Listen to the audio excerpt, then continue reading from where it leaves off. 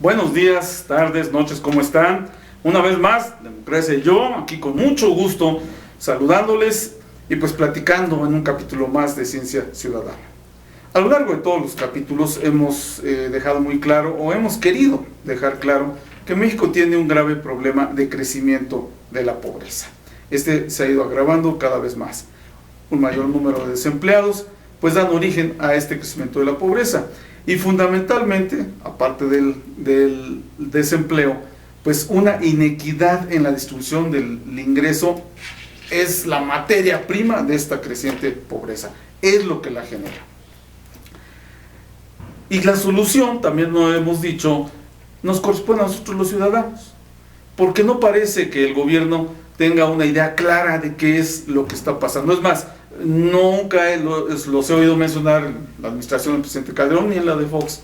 Los he oído mencionar que la inequidad en la distribución del ingreso es la fuente de la pobreza, es la que la genera. Entonces, pues para ellos son otras causas. Digo, lo demuestra el hecho de que en días pasados, no hace mucho, el presidente Calderón declaró de que a México le había caído un elefante llamado crisis internacional, y que eso es lo que nos había generado un gran desempleo y un crecimiento de la pobreza. O ya nadie duda de que México, casi la mitad de los mexicanos, o más, o quizás un poquito más, pues no les alcanza para comprar la canasta básica. Pues son cifras oficiales y pues ya nadie las cuestiona. Pero sí nos está diciendo el presidente Calderón que el problema no fue de México, no fue de un error de su administración, no, vino de fuera, de la crisis internacional.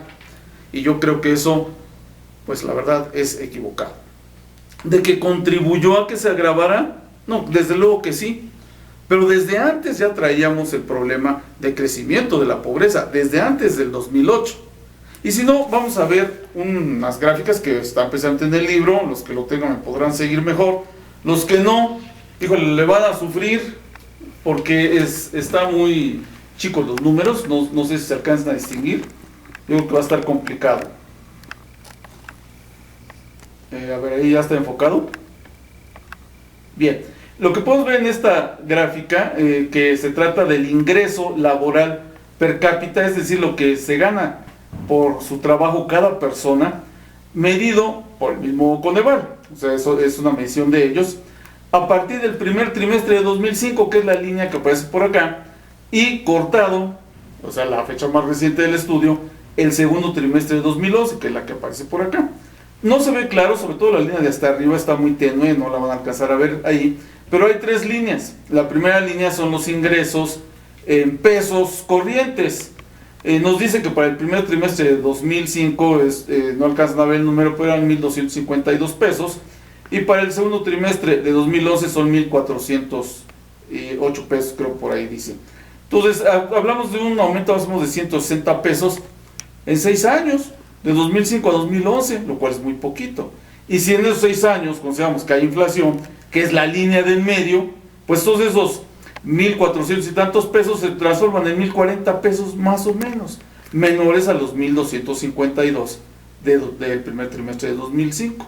¿Sí? Y vemos claramente aquí en esta gráfica cómo desde antes de 2008, ahorita vamos a ver, y concretamente desde el cuarto trimestre de 2005, que es más o menos este punto, ese fue el punto más alto del ingreso laboral, y de ahí para abajo, y estamos hablando del cuarto trimestre de 2005, y la crisis se presenta más o menos en este punto, que efectivamente ese ya es el 2008, pero desde antes viene bajando.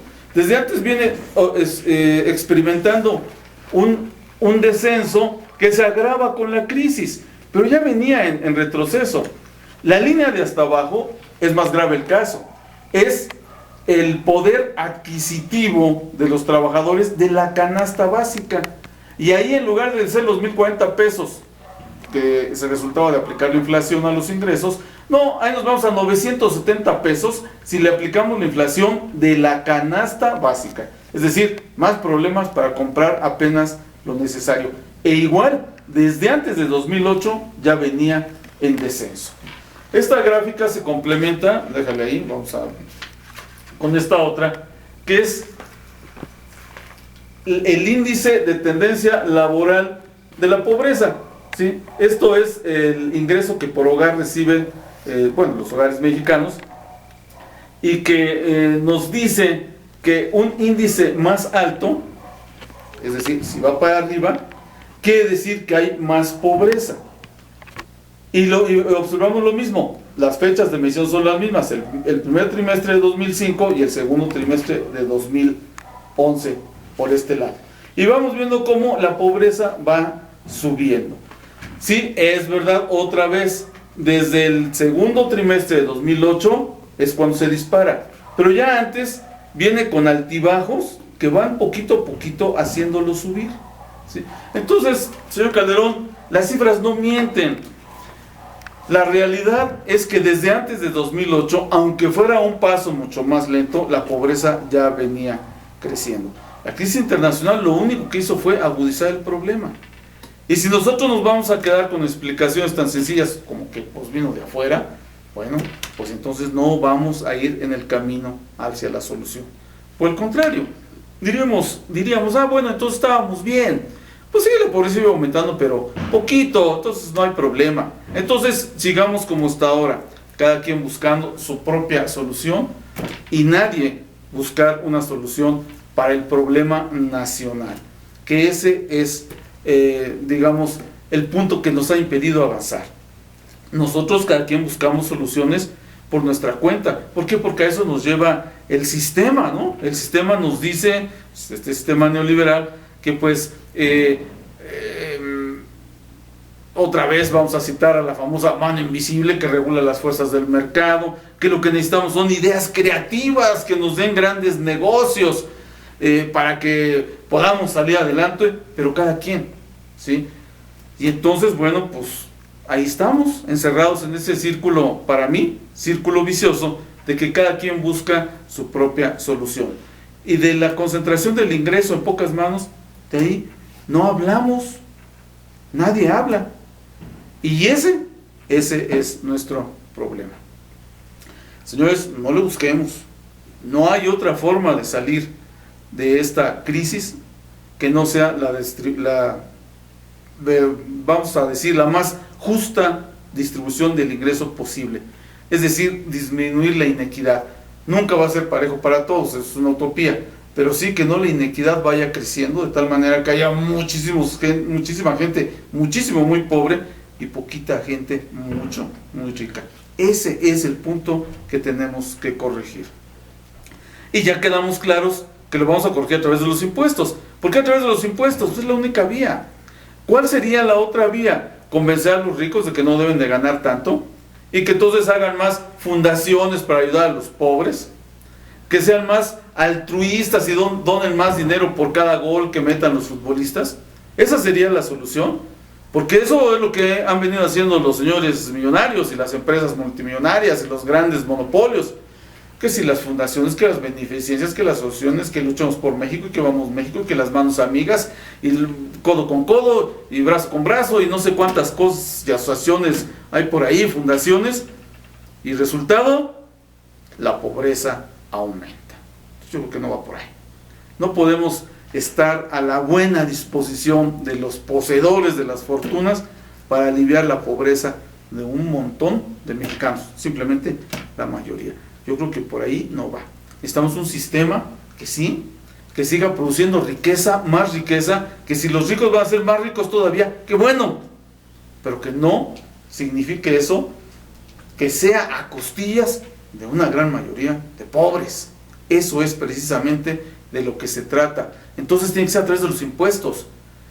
El aportar a la sociedad por obligación, no por buena gente a través de mi fundación, no, eso no funciona, sino por un sistema impositivo que nos haga pagar impuestos de tal manera que la riqueza se distribuya lo mejor posible. ¿Para qué? Para que el pobre pueda subsistir y vivir decorosamente, como lo dice la Constitución.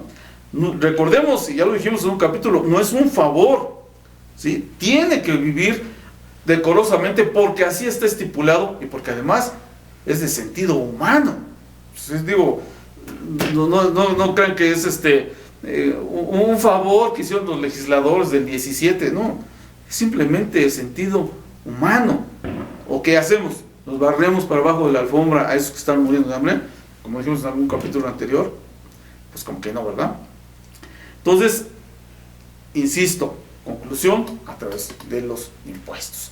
Y eso es lo que tenemos que buscar, un sistema impositivo que haga esa redistribución de una manera de una manera equitativa, sin entorpecer la producción, la inversión, es decir, la creación de riqueza.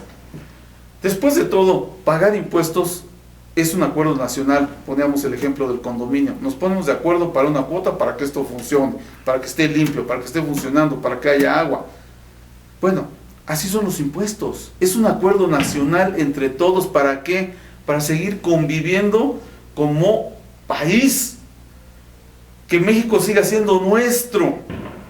Porque si nosotros llevamos a pique esta nación, bueno, pues la verdad es que no sé qué vayamos a hacer en el futuro, un Estado libre asociado de alguien más. Quizás me vean amarillista o tremendista, pero ¿realmente podemos seguir así? Con pobres y más pobres y más pobres cada año. Yo creo que no. Tengamos este acuerdo nacional, y vayámonos a resolverlo vía impuestos, vía sistema económico. Dejemos de quejarnos ya y vamos a resolverlo. Y ahora bien, ¿pagamos mucho de impuestos? Porque quizás esa sea la duda de muchos, decir, no hombre, a través de los impuestos, no, ¿qué más impuestos? No. ¿Realmente pagamos mucho de impuestos? La verdad es que no. A partir del próximo capítulo vamos a empezar a ver cuánto paga o cuánto se paga en México de impuestos. Y vamos a ver que la verdad es poco. Quizás a algunos les causa sorpresa, pero en México se cobran pocos impuestos. Es la triste realidad. Y lo empezamos a ver el próximo capítulo. Por lo mientras, Democracia y yo les agradecemos su atención y nos vemos la próxima semana.